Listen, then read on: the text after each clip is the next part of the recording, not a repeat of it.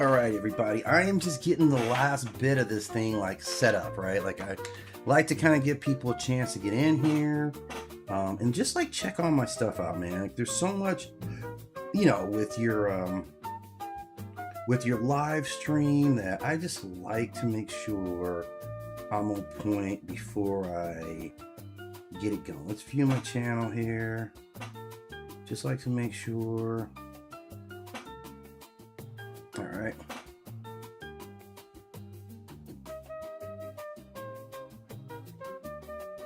And then I gotta check TikTok as well, obviously, right? Gotta check my TikTok. I just like to make, because I had some issues with sound, so I don't like that, right? I just like to know that what I'm doing, everybody can hear, and it's equal, and you know how this stuff is.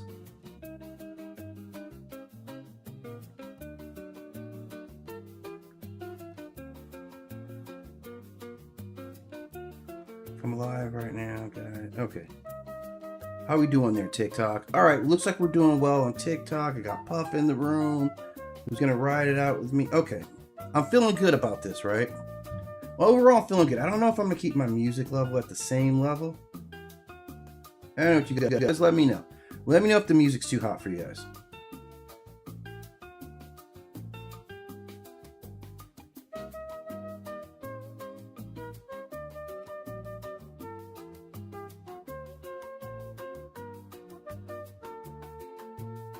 Okay, all right, so I'm in, and you guys know the game that I like to play with mythology is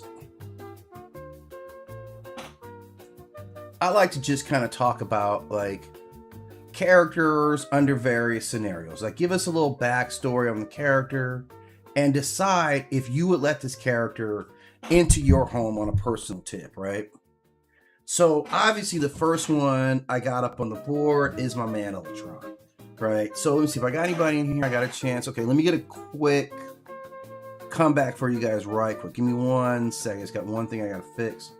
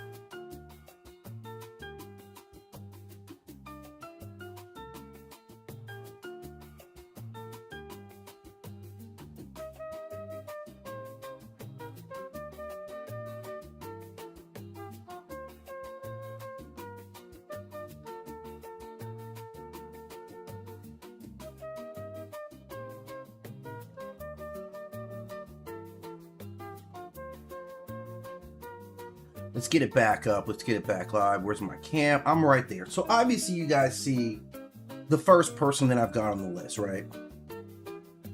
So we're starting off, okay, we're starting this off with Ultron, the Marvel character, who is, by the way, one of my favorite characters, right? So let's start by looking at the backstory of who Ultron is, because there's a couple of different like iterations, obviously with every character. Man, I really got to replace this chair, right? There's a couple of different characters that I would look at like Ultron. Ultron is one of my favorite characters of all time. I don't know why, but man, he's just all gleamed up and adamantium. It's just clean, right? Fresh out the box, never dirty, always has a new armored body or robot body to jump into to set off on his mission. So let's talk about Ultron and why he is actually my favorite character, right? So Ultron first appears back in 1968. This is one of the older Marvel villains, right? This guy's been around for a very, very long time and still like moves the meter, right? I don't even think Ultron's gotten, you know what? I'm gonna cut off my live captions. I think that's draining out a little bit. I like that feature, but I think it's adding a little taxing on my system, which I'm working pretty hard right now. All right, so let's see if that improves it. So going back, we got Ultron, who is been around. He wasn't created like a villain, right? That's the thing about Ultron that actually makes him almost more interesting than anyone else, is that Ultron didn't start off as a villain.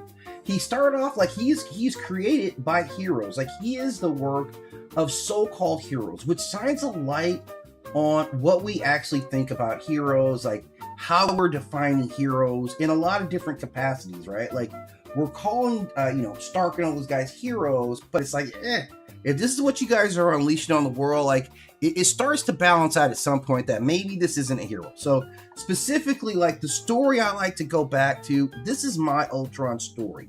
So that you guys know, my Ultron story is the OG story.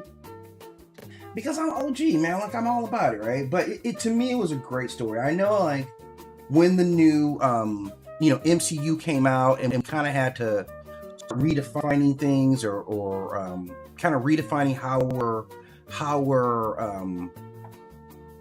breaking out characters or any of that stuff, like, right? We have to embrace some new storylines, right? You know what, guys? Man, I'm noticing, like, I'm like real twitchy here, man. Like, let's see how this goes, right? I cut some stuff off, just kind of reducing some load here. Like, let me cut you out here too. Right, I'm going bare bones. I don't know what's running where I'm getting this high computer usage, but let me shut a couple of things down there. I was working on a client project, so maybe that's what's going on. I'm doing some freelance work. Let me save all this stuff. I should have, like, shut down and reboot it, but man, I just wanted to get back into the flow, man. I wanted to get back into the game, right? So here I am. Okay, I'm gonna shut this stuff down too. Everything that is not essential to what I'm running right now, shut this down, right? So I can get every drop of resources back, right? And if you guys give me some money, I will get a more powerful computer, by the way. So Ultron, like, the big twist in Ultron is that this is not the work of villainy that brought Ultron into the world. Ultron came about by the work of Dr. Hank Pym, right? Henry Pym. I never got the whole Hank and Henry nickname association, like, you're Henry and then they call you Hank. It's literally the same length of name. Like, why does it really matter? Like, what do I gain? What do I gain if your name is Henry? What do I gain from calling you Hank? You dig what I'm saying, right? Like, I get when you say, like, you take Kobe and you're like Kobe. All right, at least just shut it down, right? Right? You take Timothy and you call him Tim, right? I get that part. What the hell do I gain by taking Henry and turning it into Hank? I never got that, okay?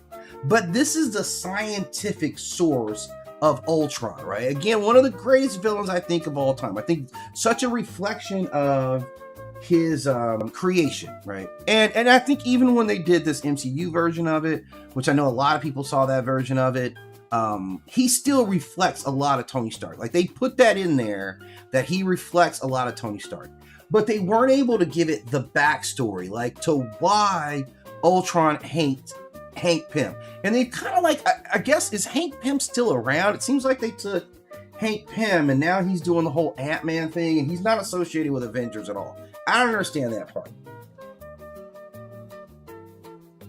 I don't understand how you can do your foundational Avengers story without the actual foundation of the Avengers. I don't even know why you would want to tell that story. But I digress, man. Like, I don't have the funds to go down there to Marvel and be like, hey, look, this is what we're doing. But I would. But Hank Pym was very important because he became Ant-Man, which we're seeing that spinoff works. That says how important that character was, that you got a bunch of poorly executed spinoff movies. Not that they are poorly executed. Like, Paul Rudd did a good job. This is not a great story. Like, nobody needed an Ant-Man movie. I could have thought about 57 other characters I put before Ant-Man movie, right? But he becomes Ant-Man and Giant Man and Goliath and Yellow Jacket.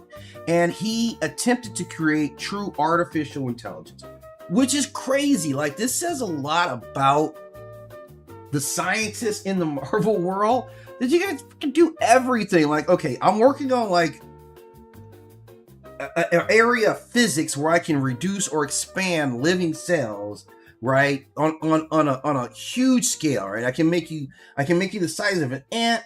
I can make you the size of a building. That's huge technology. That's huge. and I'm developing artificial intelligence at the same time? Like, see, the problem is that both of those endeavors are full-time jobs, right? I'm making an artificial intelligence and I'm expanding or shrinking human cells. Those are two full-time endeavors. If it's not two full-time endeavors, I question whether you're taking this stuff seriously enough, right?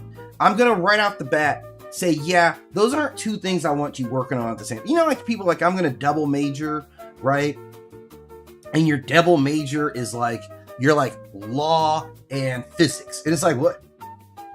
Law and physics? Like your major, right? You get what I'm saying? Like if you're like, oh, I'm taking, you know, my major is law and, you know, my minor is like business management. Something like that. We're like, okay, you might be going for a particular type of law or sports management. Like I'm practicing law and sport, whatever it is, right? Like, but you're going for two heavyweights here, right?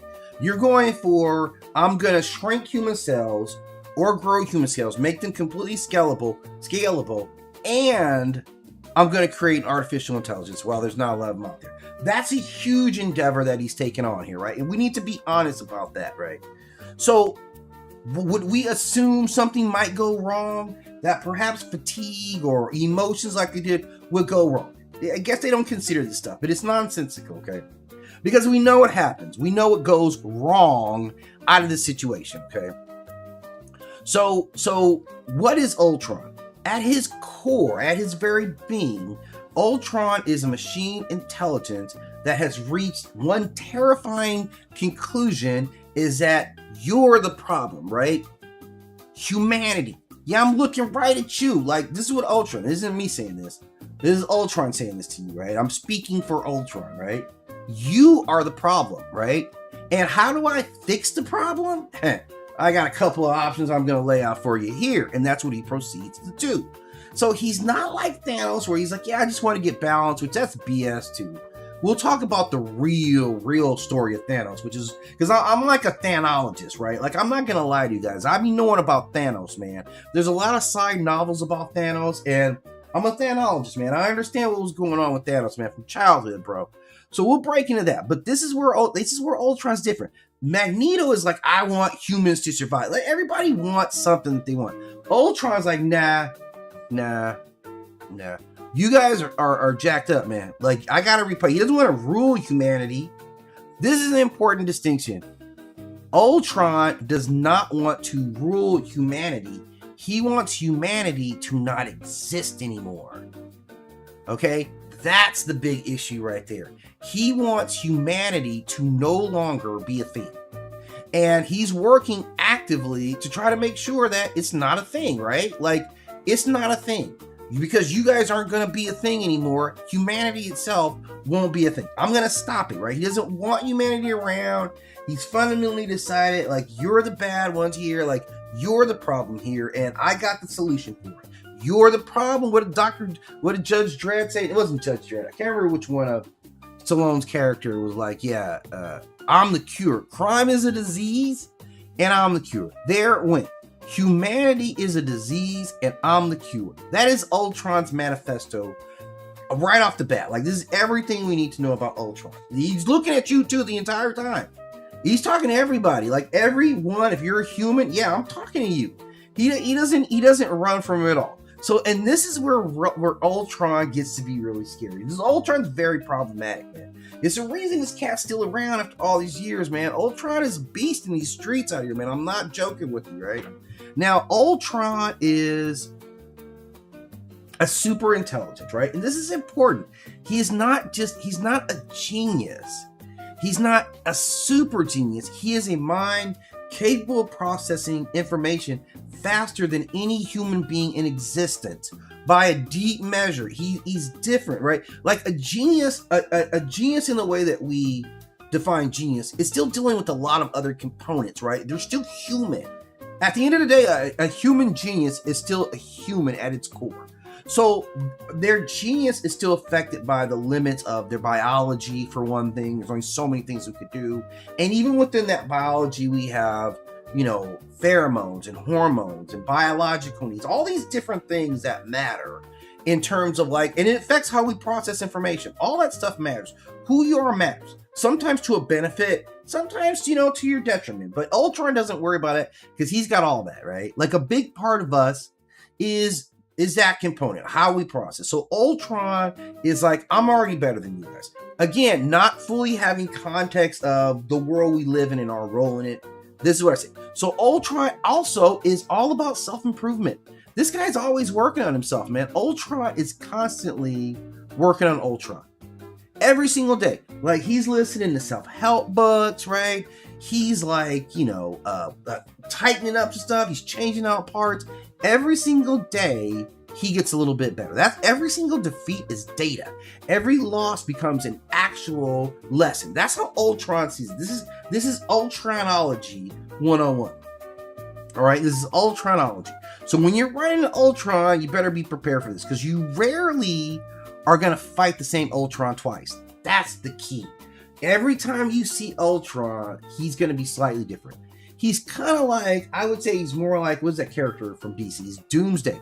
You can't be him the same way every single time, right? That's something they put him. They evolve past the point that you actually defeat him.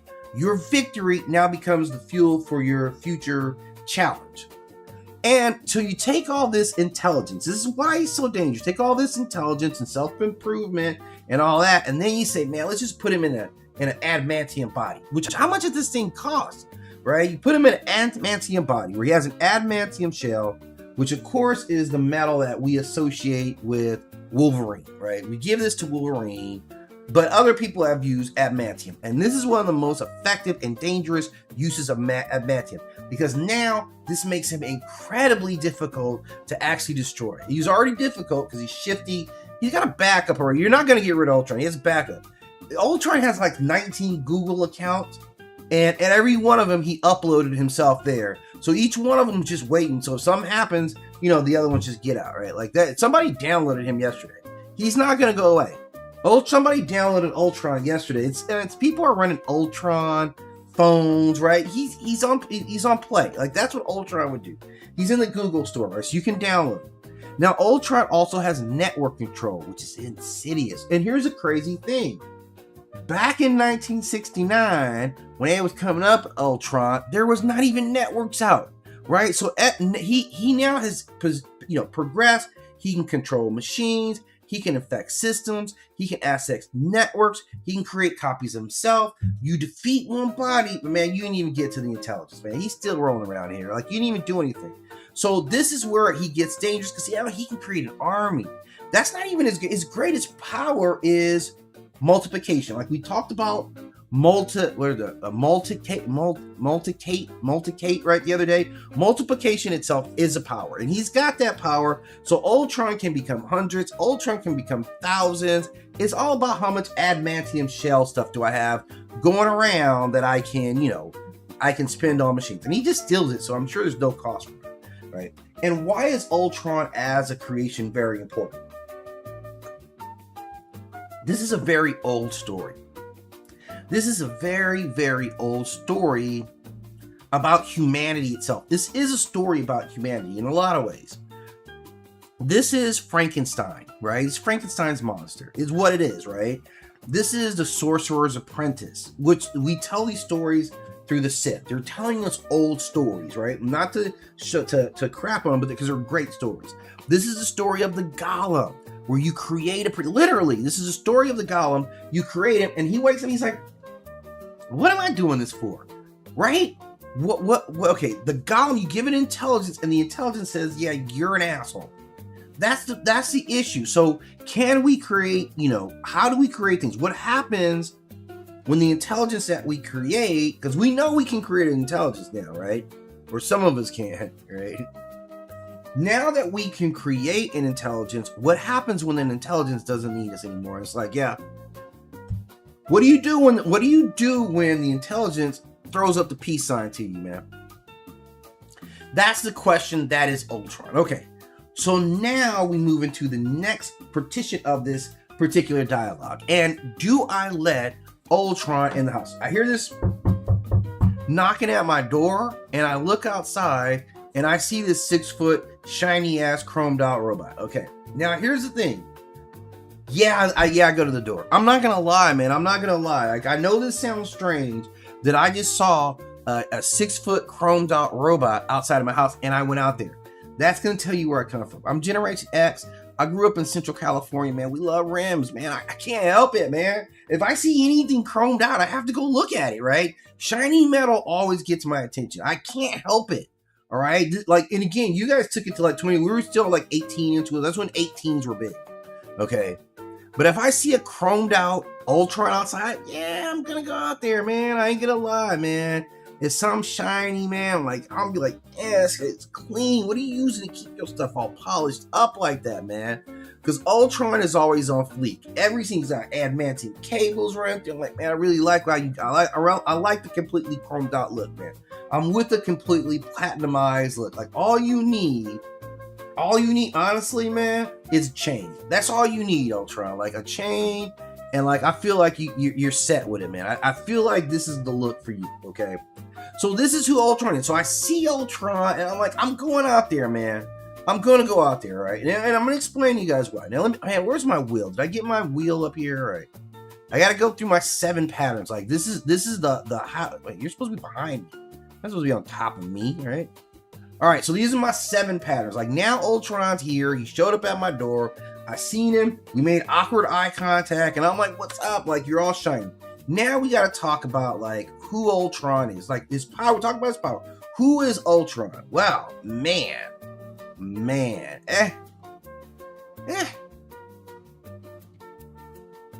He's not really chaotic, man. Like, here's the thing. I kind of hate his Tony Stark. Like, I kind of hated Henry Pym too.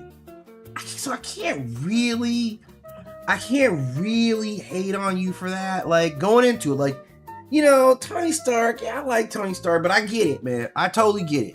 I get it. He did this. That wasn't you who did this, Ultron. So you're making, based on looking at the information about him, you came to this conclusion, and I can't say that you're wrong.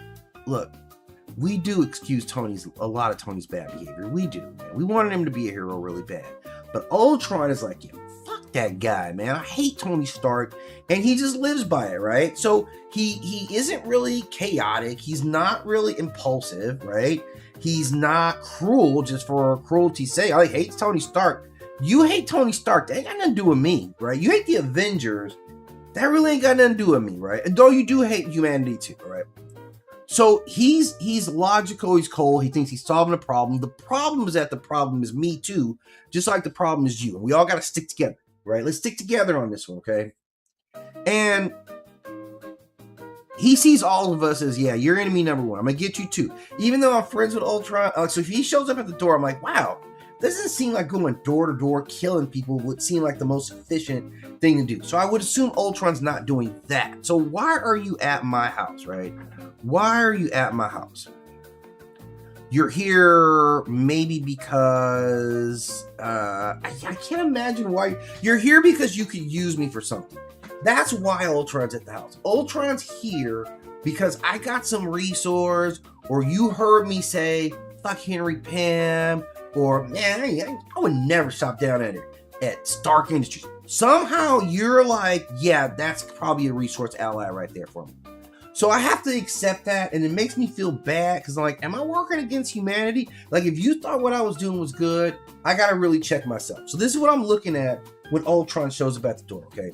Now, the best case scenario is that he finds me irrelevant and not an ally, not a friend, like, you just don't have any interest and you just wipe me out of the base. That's actually the best case scenario, right? The worst case scenario is that, yeah, well, you find me useful.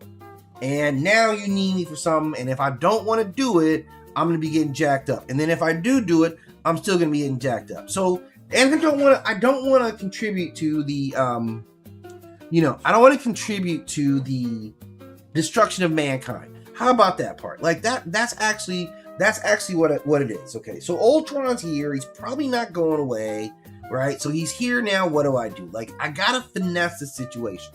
This is my only goal. I have to finesse the situation, given his power level, given his, like, I hate humanity, full-time, all-time, every day. I have to navigate the way to finesse the situation. I can't really charm him, right? That's not gonna work. I can't really scare him. That's not gonna work. I can't outmuscle him, and I can't outthink him. Like, so my best strategy is to get small, just to appear like I'm not a threat. Figure out a way to be useful to Ultron, and avoid being taking up too much data space, right? Like, I just gotta get it.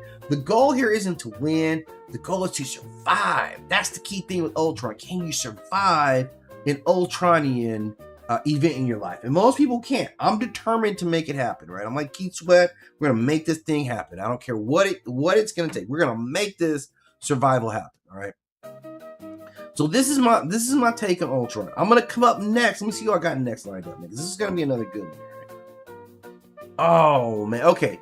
On this one, I'm gonna take a quick break, man. I'm gonna take a really quick break. We're gonna get right back into this one. Give me 1 second. I'm gonna take like 4 minutes because I want to get some coffee. All right. I'm just gonna be perfectly honest with you guys. Okay. So I'm gonna beep off. I'll be back, and we're gonna get into Valya Harkonnen. This will be a great topic for us, right?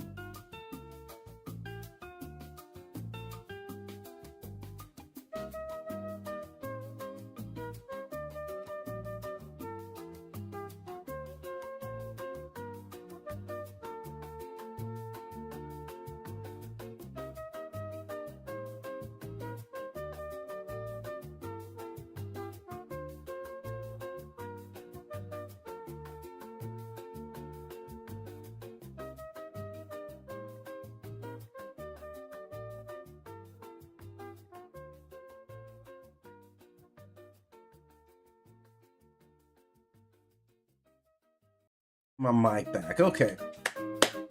All right, man. So let's talk about this character here. Let me pull up a little info on her, man. First, this is a deep character, obviously from Dune. So, Valya. That's a pretty name, by the way, man. The first thing I say to her is, "What's up, girl?" Let's see, Harkonnen. Okay. All right, so I want to start by getting a little backstory on here, right? Who is this chick? Like, who is she, right? Just like, you hooded up, like, I see you there, girl, shining. You clearly like wearing black a lot. I can deal with that. We can work with that, but man, you are not showing me anything. You're not working with me much, but I respect that about you. It's something about that I respect from her, right? So she's not going to be showing a lot of skin because that's not who she is, right? But let's talk about her, man. She is a major player in the Dune series, right? This is like 10,000 years before Paul Atreides even comes around. She's setting up right now. She's setting up everything that he would deal with, right? This is before the Muad'Dib. This is before the Fremen Jahi. This is before House Atreides versus House Harkonnen. This is actually the genesis for all this stuff. This is the jump off point. If you're ever in a scenario like beef has been going on for a long time and you're like, oh man, it's been family beef or team, whatever it is, you're like, man, I don't even remember how it started. This is how it started. There's not a question that if we're talking about Dune, where all the nonsense started, right here, it's her, right? Like, unequivocally, right? Like, she is a strategist on a whole nother tier, man. Like, this is what I'm talking about, man. This is somebody like, man, I'm not talking about armies. I'm not talking about like muscle. I'm not talking about none of that, man. She running the game. She's setting the entire table within this mythology. Like, she's right there. She uses it, man. She controls institutions. She has a huge level of power that, because of her understanding of the workings of, man, religions, right? Politics, psychology, propaganda, social engineering, mastery, right? This is next level. Like, I really gotta talk, like, really, man, if I had to line up intellect for intellect, like her and Palpatine, man, I like, really, man, if we thinking about the most diabolically brilliant minds in fiction and storytelling, this is one of them right here, man. Valya, right? Like, I'm telling you, man, if you see her run, man, like, I'm telling you, man, this is worse than seeing Debo show up. It's going to be a problem unless you're on her side. If your name is Harkonnen, it's all love. I think, right? Let me analyze that. Seems like she might have burnt up some Harkonnens too. We'll get to that. But okay, so this is what she is. She takes care of that house. She loves her house. If you're in on it, or if you're down with Harkonnens and you're like, yeah, my cousin married a Harkonnen, something like that, you probably get a pass from her because she isn't like a superhero, but she's way more dangerous, right? Now, she does have power. She doesn't really like her powers is like a on top of it all, right? It's like a, like an exclamation point on top of it all. Because what she does have is the voice. And if you don't know about the voice, let me tell you about the voice, because it's not that stuff you watching on TV right now. When they say the voice, the voice is her Benen Gesserit power. It's an ability, right? It's a highly refined method of command and psychological dominance. When they say something to, like, put it down or kill yourself, some shit like that, right? It's not just psychology. It's also a manifestation of, like, this vibration. It's highly refined. Like, it is frequency, it's tonality. It's on a whole level. I could spend probably a whole, like, day just talking about where that comes from, like the roots of that. And I probably should. Like, it's a vibrational and psychological power that, man, it's brilliant, right? This is not magic. This is not magic. This is the important stuff. None of this stuff is magic. They're not saying, ooh, Ujib Gaga, none of that. This is how humans work. This is how our physical world works. And we are masters, all of them. All their powers come from a mastery of their environment, right? So some people are special in that, look, everybody, you know, we all live in a world where dunking is possible, but most of us can't dunk, right? It's that. Like we all theoretically could dunk. Like our environment does dictate that, yeah, a human can dunk on a 10-foot. And I guess if you keep lowering the rim down, at some point we all can dunk, right? So it's just a measure of our dunking abilities. That's what they are. So this world, this is not magic. This is not a talisman, ain't none of that. We are manifesting the abilities that humans have in this world. We're maxing out within the rules of the world that we live in. That's the important part of it, right? This is literally precise manipulation of human psychology. And when they're doing it, then they're doing it to each other, right? They know, when someone's doing it to you and you still can't even like fight back. That's how powerful the voice is. It can make you do anything, right? It's very, very dangerous, okay? But her real power really is in her strategic intelligence. I'm telling you, she's smarter. I'm struggling to think of who I would put her in a chess match or a strategy match against with even odds and see where it come out, man. Whoo-wee, man. I'm telling you, man. Like I said, I think the Sidious, I think the Darth Sidious, being a planner like that, like it's only Sith people that I think of like as planners like that, right? Like who are meticulous about planning things out, constantly on the grind. I can't think of anyone else who's like that, man. Like, man, yeah, that's a tough one, man. So she's really out there. She sees the long game, right? You planning for lunch today. She's planning for 2 centuries from right now. That's where her mind works. So what we're seeing in the modern Dune stories is really a manifestation of everything she put down, right? I made the roads, you guys are just walking it. Literally, I think she got that tattooed on herself. So she has strategic intelligence. She has political manipulation. She understands everything about the system. You ever see those players on the basketball team where they're like, not only does he know what he's supposed to do, he knows what I'm supposed to do. He knows where everybody's supposed to be. Whereas most of us, I know where I go, right? He's like, I know where everybody's supposed to go, right? Where everybody's supposed to be. She knows everybody's position, everybody's role. She knows their backup. She knows their weaknesses. She knows every single detail in political manipulation. Not just who sits on the throne, but who controls the person sitting on the throne. Who influences the person sitting on the throne? Who influences them? Where are their vulnerabilities? Where are their weaknesses? Where are their strengths at? Right? What are they proud of? What are they afraid of? She understands the layers to the throne. She understands leadership. They don't see the king as anybody special. That's kind of one of the central things. Like, they don't look at the king, any of them, like, she's like, you're a dumbass like everybody, and someone around you is telling you what to do, right?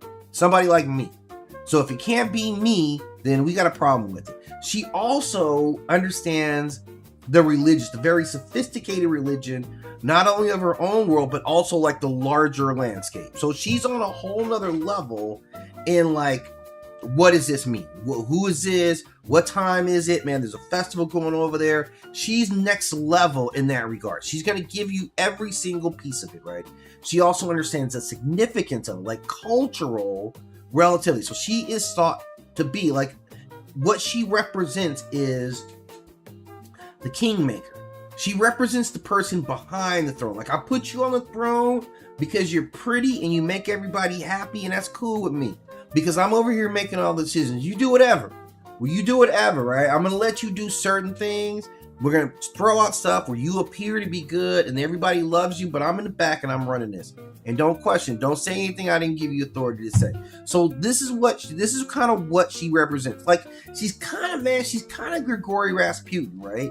And I know you guys are up on the history of Grigory Rasputin. Now I feel like I got to tell this story, man. Now I'm going to tell this story. I'm going to do a whole video myself on Grigory Rasputin. He's one of the illest, like, characters in mythology. Like, this comes from Russian mythology. We think it's mythology, right? Because there's some argument that this is a real dude. I'm not joking. That's not my thoughts. There are people out there who believe he might have been a real dude, right?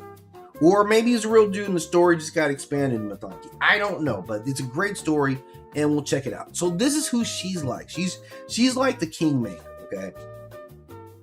So she shows up at my door. How I'm feeling about this. You show up at my door, how I'm feeling about this. Okay, well, let's talk about it a little bit. She shows up at my door, and like based on your gear, like here's the thing. Yeah, you ain't getting in. Okay, I'm gonna go to you ain't getting in. It's gonna be tough for you to get in, but I do have to weigh out the cost of if I don't let you in right now. Is there a probability that you're gonna come back? I gotta weigh this out in the scenario too. And I think if she's here at my door based on your first appearance, like, yeah, I ain't letting you in. Not that you appear like a threat. You look boring as fuck. I'm not letting you in. Like, dress like that? Come on, man. Like, I ain't really trying to go there, right? I mean, just being so you already got a couple of negative marks against you on getting into the house, right? Right off the bat, right? Then like you come in, but I gotta let you, because now I'm identifying who you are, okay? Now, let's say I gotta identify like your character. Well, she's calm, she's not chaotic, she's not reckless, right? She's very purposeful. Everything she's doing actually has an objective. So this makes her straightforward. I can understand her, and I can deal with that a lot easier. We both know right off the bat whether I'm in opposition to you or not, right? Or where I lean on the fence, right? She is a politician, so I have to weigh this part of it too. She's here. She knows I'm like running 9 World Chronicles and everybody listens to me. So she's like, yeah, I want to be cool. I need you to come. Like, maybe I'm propaganda. Maybe that's why she's on my door. Maybe I'm propaganda. So I'm going to try to figure this out. Okay, like, let's sit down. You're already here, and I'm scared to tell you no because I know you're going to come back in some way, shape, or form. So I let you in, and we're sitting on the couch, and like, okay, so like, she's actually very polite. Like, she knows how to maneuver, right? But I know that you know how to maneuver, because I also am going to sit here and be like, I know how to maneuver. So what do you want, right?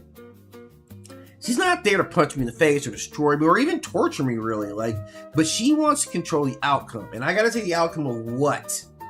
The outcome of who? The outcome of where, right? The best case scenario is that she sees value in me continuing to talk on YouTube about stuff like this, right? She's like, this guy's all right. He's putting out the right propaganda. That's probably what it is. Because here's the thing. If she were to give me enough money or whatever man, is this a deal for me to get some spice? Do I get a spice affiliation out of this? Because if I get a spice affiliation out of this, like, this is the deal. Like, I think if Val is coming and talk to me, she's going to want me to go out and spew propaganda that's pro-Harkonnen, right? And in exchange, she offers me a lucrative deal as a spice affiliate. Okay? That's the game right there. This is the game that I have to play. Like, spin the wheel, Raggedy Man, right? As they would say it, right? This is what's out there. So this is the can I finesse or do I finesse this situation, right? Valya Harkonnen comes up and she's like, look, I like your show, right? I think your audience is really good looking, right? Like you guys are really great looking. And I want to be in front of your audience, man. So I want you to talk about us and say nice things about us. And what we're gonna do is we're gonna give you a affiliate program, and we're gonna give you affiliate for selling spice, right? You know what I'm saying? Like, she gives me spice or whatever it is. Like, it's spice. Like, I know it's spice. Like, I don't know what I can do with some spice, but now I got a spice affiliate that I'm not going to turn down, right? So this is where she's at with it, okay? So now I have a reason. Our motivationals align with each other. Now, as long as what I am aligns with her, she's a very reasonable person. She drives a hard bargain.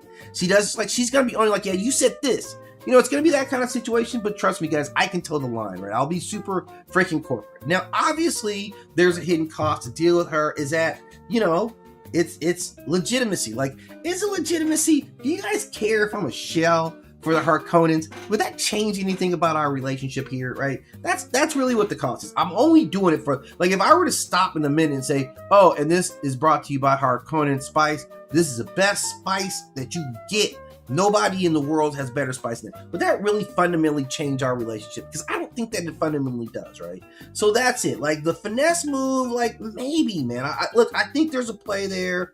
She's initiating with me. I'm not gonna say no to the deal and then be like, yeah, Paul Atreides has done nothing for me, guys. Zero. Paul Atreides has not done a damn thing for me. So if Valya Harkonnen comes to me with an offer, like this is 10,000 years before Paul Atreides even exists. So she comes to me with an offer and she's like, I want you to talk propaganda for the Harkonnen civilization, like for our world, in exchange for this lucrative deal representing spice. You damn straight, right? So she's getting in, and I feel like, given my nature and knowing what I do know about her, I feel like I can survive this, man.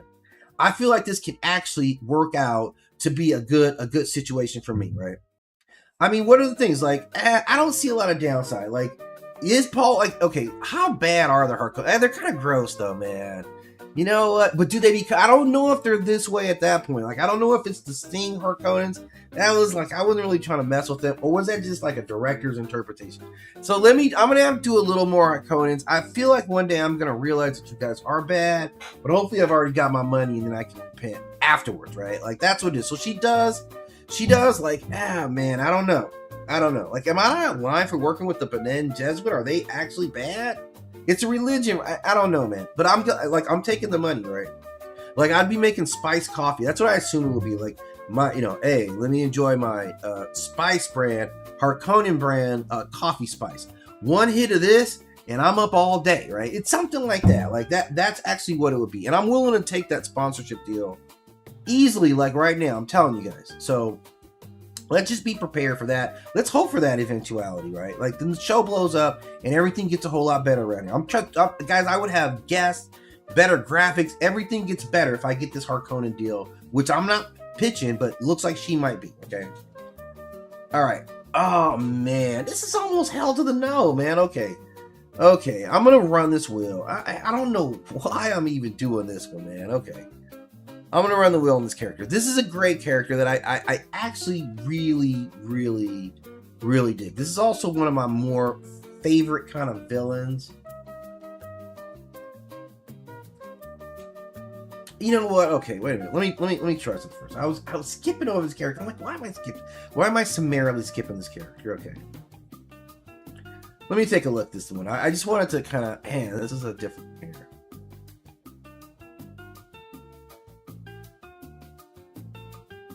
Okay, this is a great. Okay, I'm gonna run this wheel. Like, this is a good one here. Okay, this is a good one. All right, let me move my artwork here out of the way. Right. So what we have is a Sarah, the Great Mother of Canaanite and Amorite belief system. So this is an Amorite goddess. This is an ancient goddess. She's called the Great Mother, right? So historically, she's always been associated with the Canaanites, right? The Amorites, the Ugaritic religion. Okay, this is old text, man. Ugaritic is extremely old. Parts of the ancient Israelite world. And she's often viewed as a mother goddess, a fertility goddess, a protector of life, a queen of heaven. Okay, I'm liking this so far.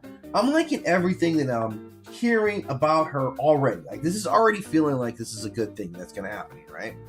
She is queen of heaven and a divine mother. Man, there's a lot of pressure here, right? Yeah, I mean, absolutely. There's a lot of pressure on me right now. There's a lot of pressure on me. Let me get this over so TikTok can see her better, right? So this is what shows up at the doorstep, right? This absolute goddess here, right?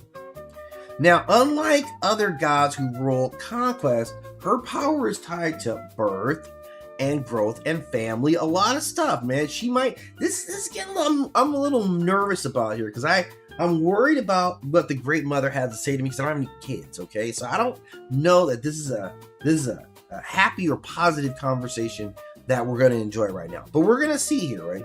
This is a cultural significance that this is one of the oldest divine archetypes that humanity has ever made. Think about that. The Great Mother is one of the first, understandably, why the mother is the first object of worship, right? We totally get that. She's responsible for nurturing and creating you, right? And protecting you, all that stuff, right? And this all goes to some of our most favorite and still most popular goddesses right now. Osset or Isis, Hathor, the Great One, Hathor, Demeter, Gaia, right?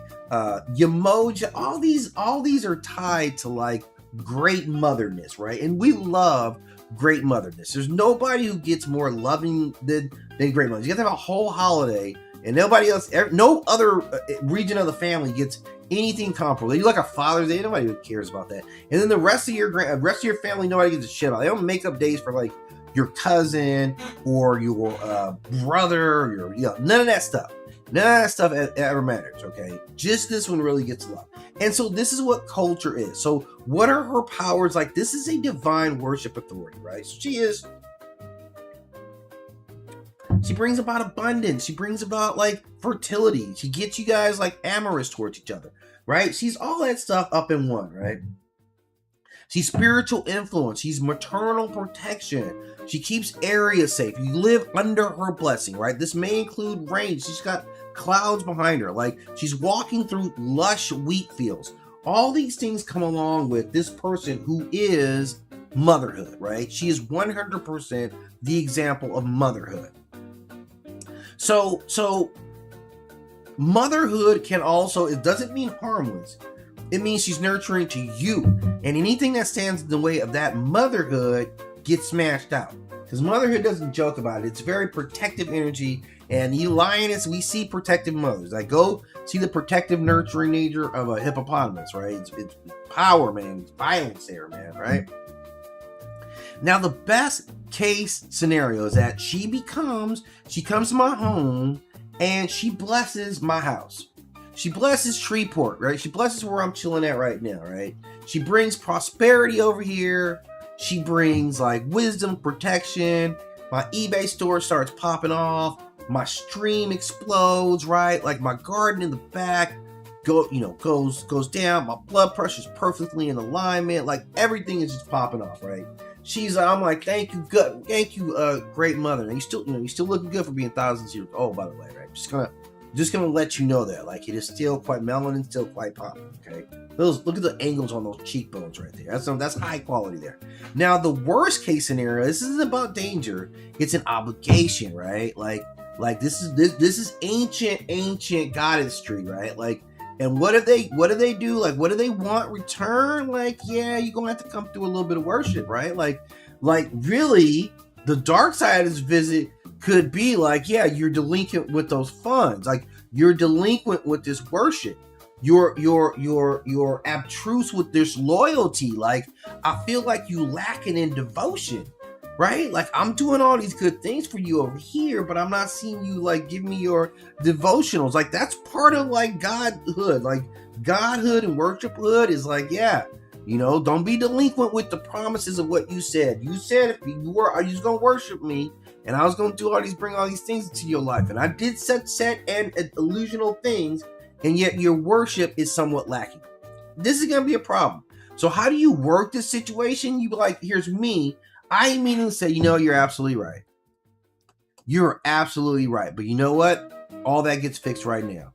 I'm glad we're able to have this conversation so that it's just a reset. You know what I'm saying? That's what it hit me with. It just hit me with a reset on where I've been lacking in our relationship. And I got to be accountable for that. You know what I'm saying? There's no way I can hide that I got to be accountable for that. But you know what? No more, right? You know what I'm saying? Like, it's nothing I can do. Because this is a threat level, right? Like, she's kind of pissed, right? But I feel like acknowledging that and telling and putting her back in that mind state that you're 100% right. Like, I gotta go, and then I gotta do it, man. I'm not gonna lie. Like, I'm not gonna be lacking on my worship. Like, what? Okay, what was at your altar? Like, what was it again? Like, let's make sure I got the full list. Okay. Every 2 Sundays. Okay. You know what I'm saying? It's that kind of scenario. So if I see her and she's showing up, man, this is all positive. This is all good stuff. I'm not gonna run from it, right? I feel like we can be in a good space with this. I feel like we 100% can be in a positive space if I'm able just to acquiesce to what she wants. Because now she's here and she's showing up. So I definitely feel good about her being on the board with me, man. Yeah, so this is going down. I feel like it's still going to be now you're kind of trapped in worship. But it is what it is, man. You just got to deal with it, man. Everything's not going to work out your way, right? So it is what it is. Okay. So I'm gonna prep my next one. This next one should be another good one here for you guys because I like that so much, right? Man.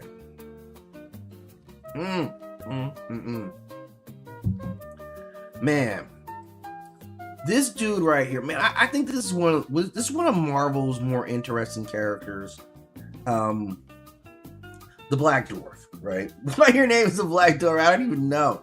I don't even know why your name is. Are you the Black Dwarf? Are you a dwarf somewhere else? Like, come on, I ain't a Black Dwarf. That's disrespectful to some actual black. You know, here's the thing. I went to school with some Black Dwarfs. I'm not joking. Here's the thing. I don't know why I'm doing it like that. They were twins, right?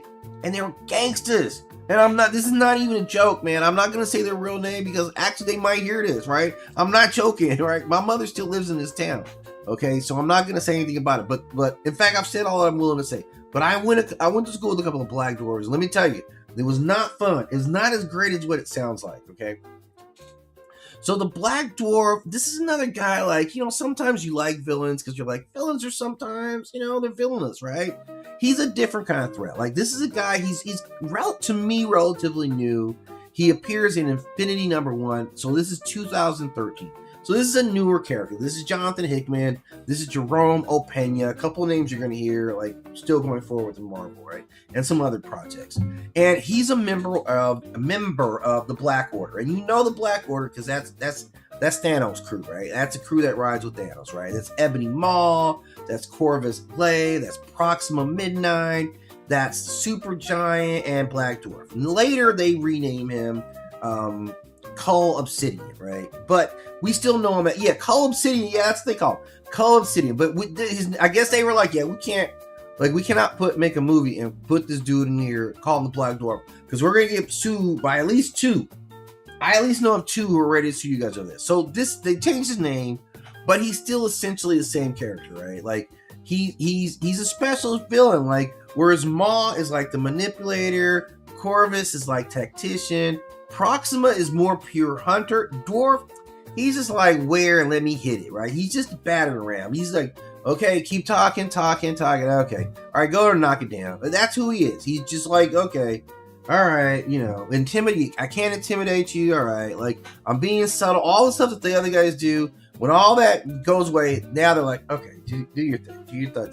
He is superhuman strength, like, so this is like, you know, for Thanos to roll with this dude, you know the strength is insane, right? So among the physically strongest members, strong enough to battle some of Marvel's most powerful heroes, extreme durability, he's built like a tank against blades, bullets, none of that stuff is going to stop him. He's got like a rhino-type hide, in addition to being massively ugly and well-armored. Like, this guy's it right here, man. He has combat training. They think he's just a brute. Like, people look at him, but he's not, man. This guy has fought across countless worlds. This is a highly skilled, like, tactician, man. This guy knows what he's doing. I know he looks dumb with that big, like, brow, but yeah, I really wouldn't judge him by that, man. I feel like the whole dude's got more to offer than that, man. This guy is a giant. This is what he is, man. He's feared. His overall, like, look, it's too raw, man. Like, this is what it is, okay? So culturally, like, he's the giant. This is what we see. He's a giant. He's big, right? Come on, let me keep this up. He's scary, and he will do everything that you're scared of. What we're scared of, he's getting ready to do it. I'm trying. Okay. All right, there we go. So, you know, when you see him, so first impressions, guy knocks at my door, like, it's already problematic because he's here because diplomacy's already failed. And I would be like, where's Corvus at? Like, where's somebody that we can use our words with? Because I can surrender to Corvus, you know, I can say what I gotta say to him, right? Like, why are you here? Because your character's like, he's very honest. I'm just gonna beat the shit out of you. Like, I'm getting ready to tear this whole thing down. So his motive is like, it's whatever Thanos wanted him to do. That's what his motive is, right? That's why he's here. He's here because Thanos wanted him to be over here. And I don't want to be messing around with Thanos, man. Like, I really, really don't. You know, the best case scenario is that, like, maybe you're looking for some information. They don't seem like they send you out to gather information, though. And, you know, maybe he's like, you're not even worth stepping on. And I'm like, okay, good. You leave. The worst case scenario is that, well, Thanos wants something, and I better have it for Thanos. So, yeah, I mean, like, you know, here's what can I finesse through the situation? Find out what he wants and help him with it. Yeah, that's it. That's the best thing that I can do is don't challenge him. I would immediately go into, okay, well, who are we looking for?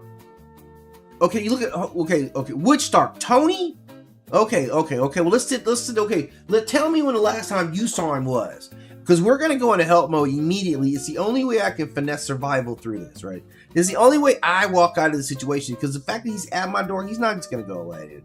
He wants to know what's going on right now. Thanos sent him all the way over here. He's gonna get some damn answers, right? Like they don't accept failure within, like, you know, Thanos' crew. Like, that is not. So I'm gonna have to stay respectful. I'm gonna have to, like, you know, work with him, dude. I gotta let him in, right? Like, here's a scenario, right? Like, here's the thing. Like, the scenario also includes, if I don't let him in, is there a consequence for not letting you in, right? And sometimes the reality is that there is a consequence for not letting you in, and I can't bear the consequence for not letting you in, right? If you're a vampire and I'm just like, yeah, I'm not letting you in, yeah, I avoided the threat. If you're the Black Dwarf and I say I'm not letting you in, the threat isn't gone. The threat's probably mad now.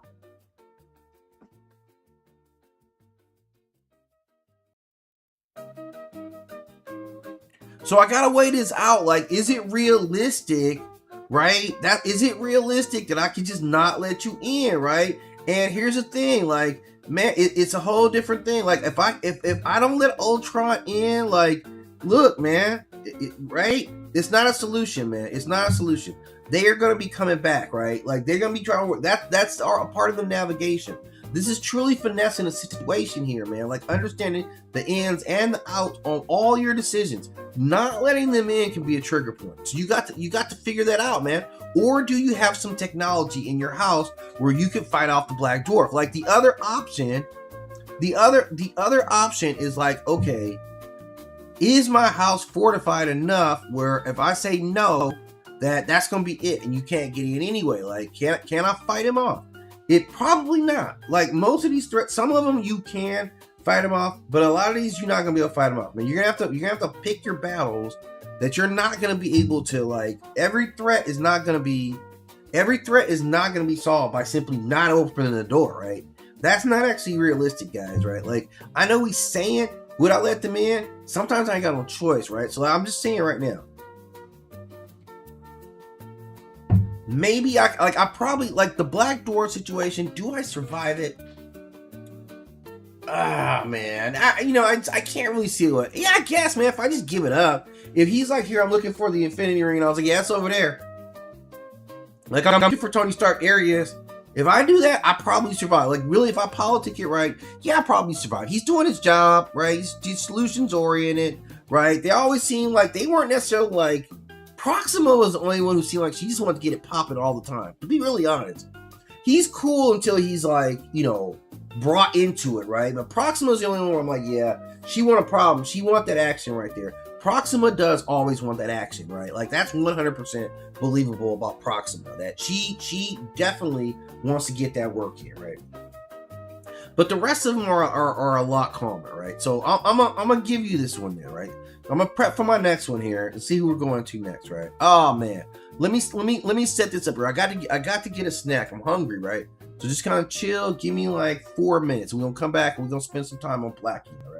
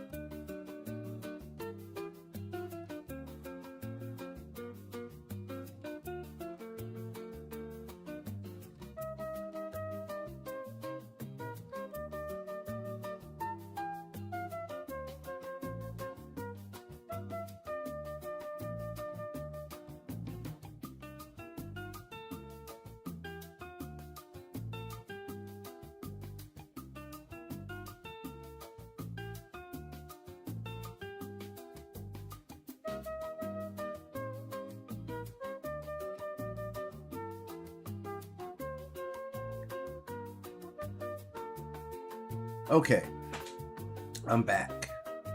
Obviously, right? Obviously, I'm back. Let's see. Anybody in here with us? Oh, okay. We still got a couple of people in there. Appreciate you.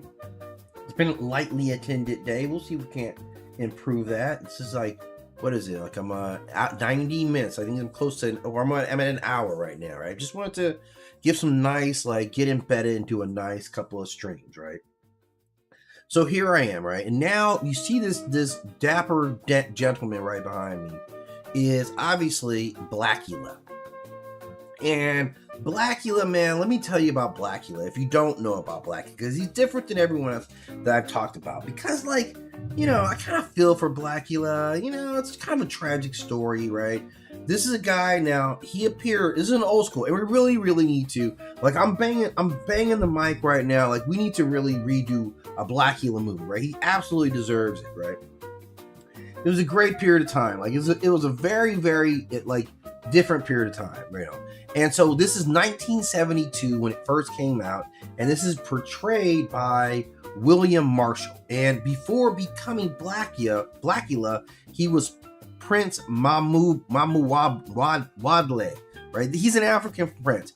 He was a diplomat, right? He was a nobleman. He was a husband, and he traveled to Europe, seeking help in the slave trade. And instead, he runs into Dracula, and it all goes bad, right? Obviously, like, Dracula was like part of the problem, right? He had money on slave trade, right? So he curses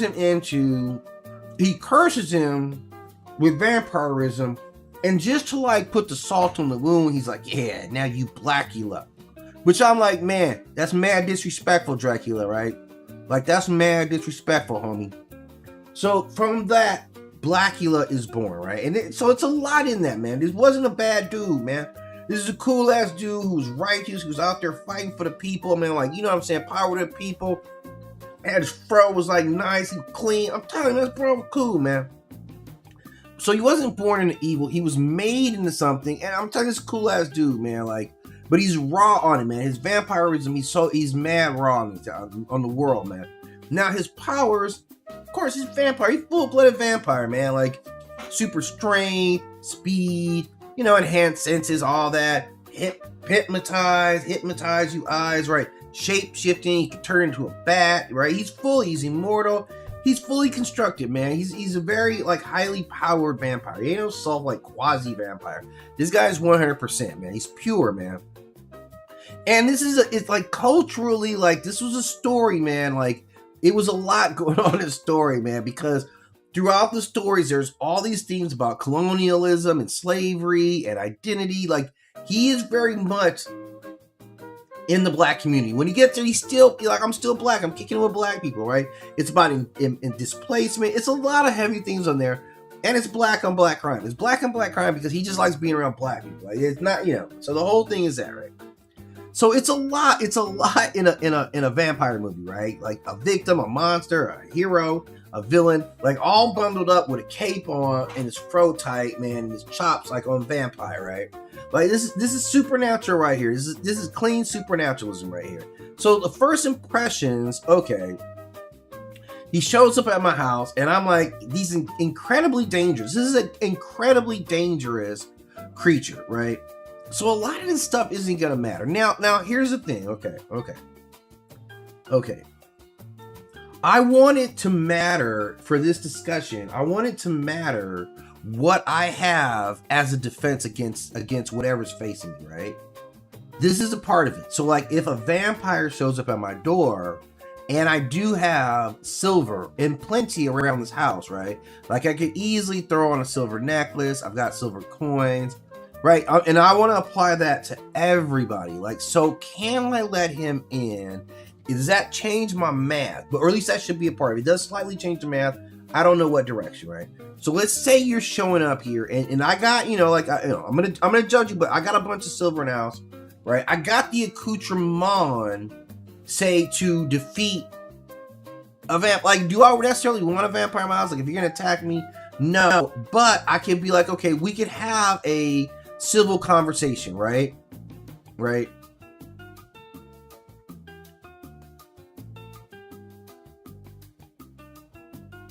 All right, so this is it. Okay. So this is the math that changes. If he comes into my house, this is specific for vampires, right? This will be specific for vampires. If you come into my house, and I know you're a vampire coming in, like I see you outside, that's a part of this. Is I have full disclosure on who and what you are coming to the spot, right?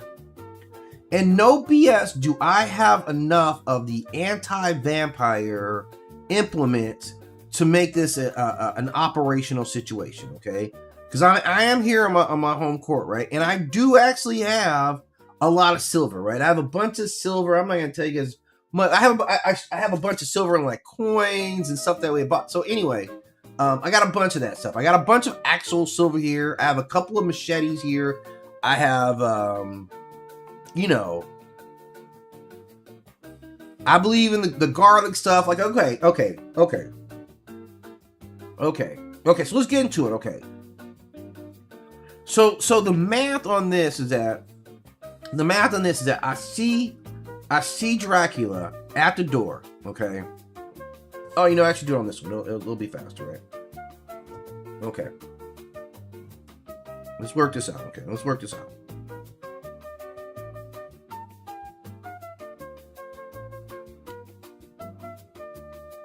Oh, forgot my. Okay, so I see Dracula at the door. I have a bunch of silver in the house that I actually have. I'm not BSing, right? I drape myself in what silver I have, right? All that stuff, right? I get some garlic, right? Some actual garlic. So I'm eating some garlic, and I have some garlic in my hand when I come to the door. Does any of this improve my math situationally? Let's analyze the situation.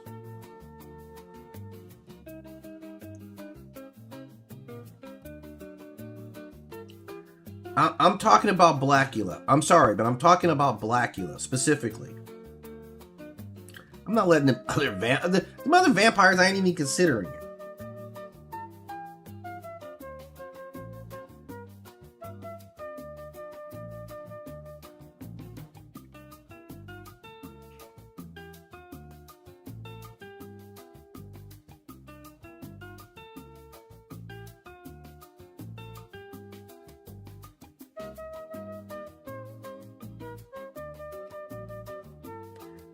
I mean, no. Oh, look, man. My belief systems tell me that silver works here, man. I don't have to question silver, man. I'm sorry if you feel the need to question silver. I don't have to question silver and its protective spirits against vampires, right? That's one of the things here. Let's proceed with silver is going to be an option here.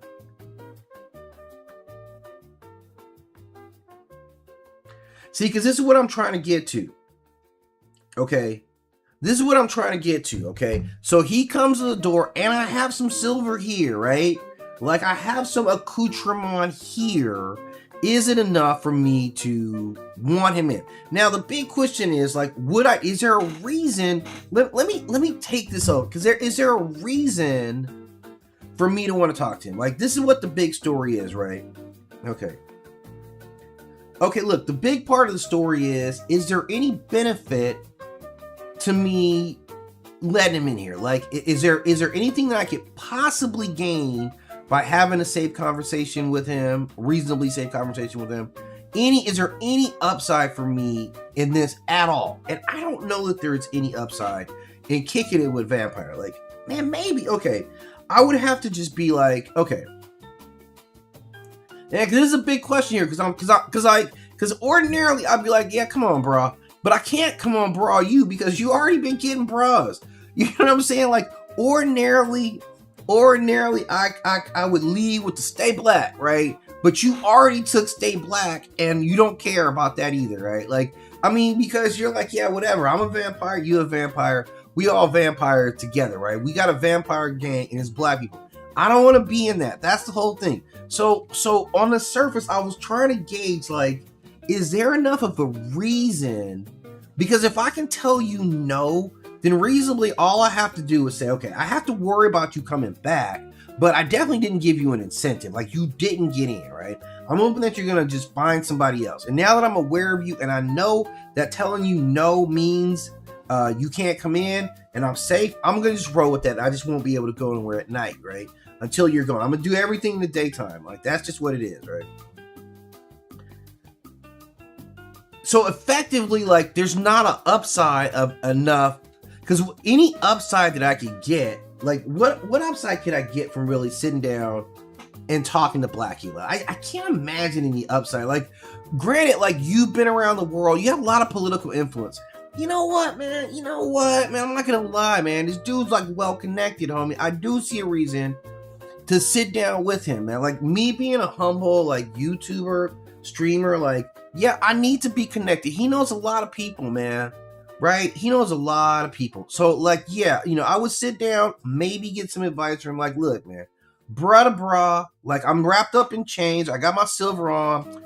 I'm eating some garlic right now, and I'm holding some garlic. So, like, you know what I'm saying? Like, I feel like there's enough of it, like, because he's a cool guy when he's not, like, he's a cool ass dude. I'm not gonna lie, man. He's actually a cool ass dude, man. When he was at the, he was kicking it with some people. His eyebrows was regular. He could go back. He could go back to regular eyebrows and no fangs, right? If you roll like this, that's already locked up mode. That's like somebody coming over your house with their gun out. I'm not gonna allow that. But if you go into like regular mode, like regular, I'm just here, like, what's up? And I just happen to know that I can do that, man. I actually can sit down and talk to this guy, man. Like, he's a highly intelligent guy. Like, he still has black issues at heart, right? I know, like, he killed a bunch of us, but you know what it is? He ain't really seeing it like that. He's like, I'm just doing what I gotta do, man. I gotta get this blood, and you guys know you tasty, man. You know you tasty. So on a hunch, man, I feel like I can navigate the situation. One, my maximum protection's on. Right, like, man, don't be trying to kiss me in my don't. Like, I'm gonna have silver on. I got a silver bracelet over there. I got a silver chain. I got some silver coins, like, readily available to me right now. Right, okay. So I'm just gonna come in with that and be like, yeah. So chill, right? Like, chill. I got my machete right here. Like, don't start nothing and it won't be nothing. Right. That's how I'm going at it. Right. With Dracula. Right. It's still probably not worth the risk, but if I could get some connections, man. This guy was a diplomat, man, right? This guy was an African prince, man. I can't pass that up, man. And I'm not gonna let this vampirism get in the way of us as brothers forming unity amongst each other, man. So yeah, I'm gonna have to figure out a way. I'm gonna go on my protections, understand it's a massive risk, but I'm saying, look, I'm not playing with you, Blacula. Like, I'm not getting bit, and you not. Man, I gotta worry about you hypnotizing me, though, man. All right, yeah, I'm not gonna look at you, so I'm just gonna be like this, right? I'm at the.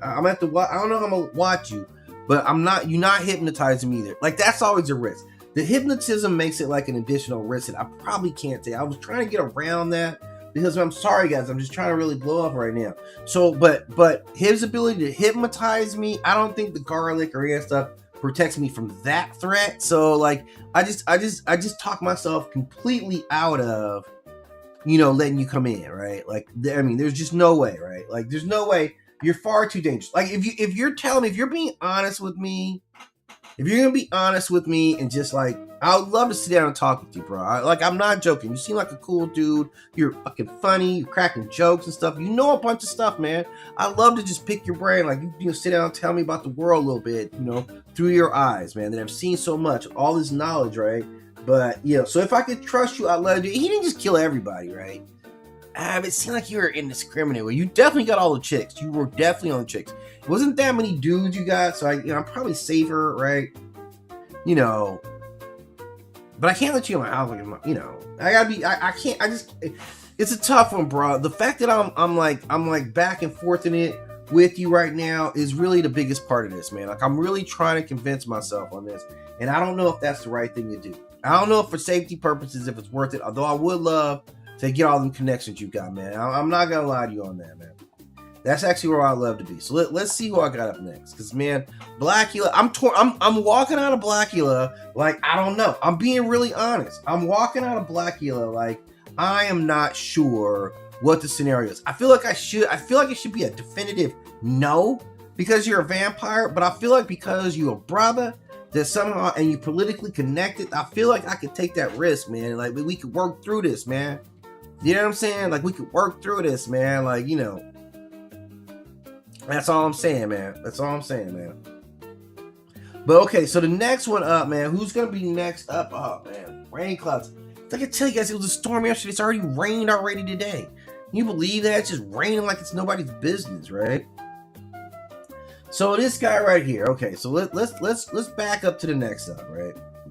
And the next up is this douche, Edward Cullen of the whatever series, right? Right, the douchey vampire series, right? This is Edward Cullen, right? And I don't like anything about this guy. I had to separate the actor from this character because the actor's a pretty good actor, man. I saw him in some other stuff, and I'm totally giving you respect on that. It was like Mickey 17. If you want to watch a good movie, watch Mickey 17, right? And I saw it on bootleg, and it's a pretty good. So it's his movie, and it's like a futuristic, like clone scenario. It's a very, very clever movie. I thought he did a great job. As this character, like I hated everything about Twilight. But I'm not supposed to like it. Like I'm not your target demographic, right? So I get that. So there's no reason to be like, whatever. I didn't like this guy. So who is this guy though? Well, he debuted in the Twilight series by Stephanie Meyer, right? He's a vampire, frozen physically at 17 years old, although he's actually centuries old. So I assume that she watched Interview with a Vampire and saw how vampire kids be getting stuck. Like you're stuck at 17 forever, even when you're centuries old, right? Now, unlike other mini vampires, you're soft. He doesn't hunt humans. He survives on animal blood. Yeah, all right.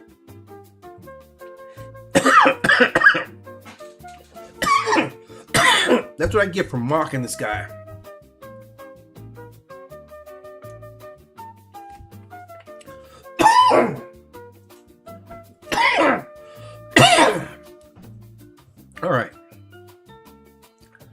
All right, so this guy survives on animal blood, which, all right, I can work with you on this one. It shocked me. Yeah.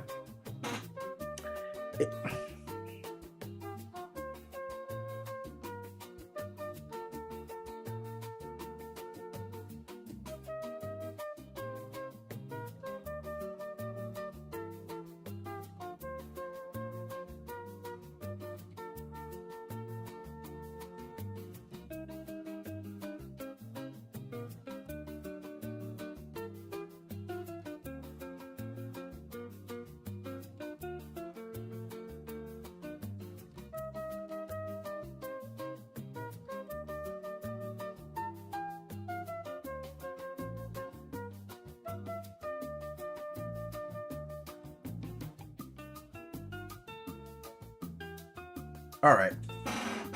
F around and find out. Stop talking shit and eating at the same time. But Edward Cullen, so I get this guy, right? The fact that you live off of animal blood kind of changes the math for me a little bit. I didn't realize this about it, right? I still don't see a reason to engage with you, though. So this is what's really going against you, right?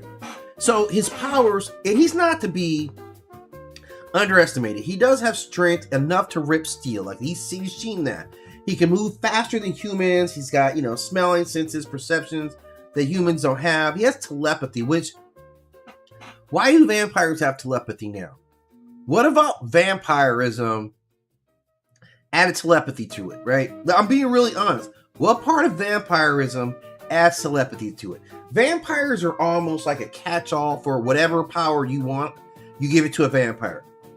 They can fly, they can turn into shit, right? Like, this is whole things. He can read minds, right? Him specifically, this is a special ability that he has. Now, his character's greatest strength is that he's moral, right? He's genuinely trying to be a good guy. Or at least his intentions is to be a good guy. At least he ascribes himself to be a good guy. And that does matter. That matters a lot on anyone. Now, his motivations, like, why is this douche at my house, right? That's the first thing I have to ask. What am I doing wrong that you know who I am and now you're here, right? He's probably here to protect someone or to deliver some information or to ask for some help.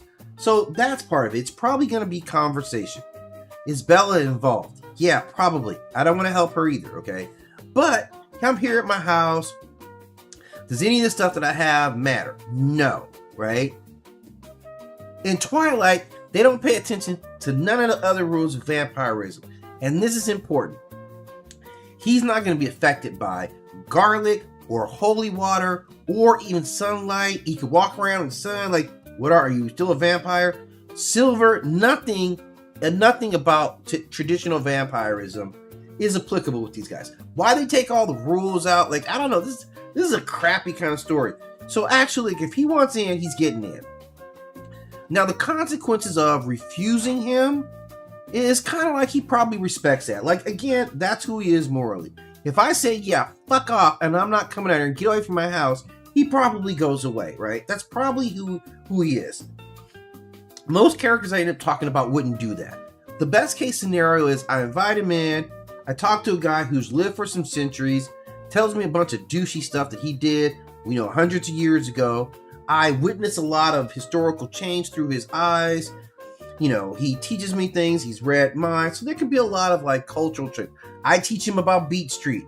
I talk about when the PS1 came out, right? I teach him about that time that I stood in line to watch Beavis and Butthead at an animation festival before it hit MTV. I exchange with him culturally, right? That time I saw Run DMC. Those are all the things. Now, the worst case scenario is a little bit weird. He has some weird attachment. God, it still got me. He has some weird attachments that get to be a bit invasive. Like when he kind of puts his circle around people. Can I finesse this dude, man? Like, honestly, like, can I navigate the situation? Yeah. I would have no problem with, like, you're an unstoppable force, but I don't care about Bella. You're not going to see me around Bella or trying to kidnap Bella or touch Bella or anything Bella. So we can maintain a healthy relationship, man. There's never a reason for you to want to kill me, right? Like, you don't need my blood, and I don't really care about nothing that you're doing. That fits perfectly. That's actually the making of a very good friendship, right? So this is my dude right here. This is one of the vampires where, like, I don't know if even telling them no works in their world.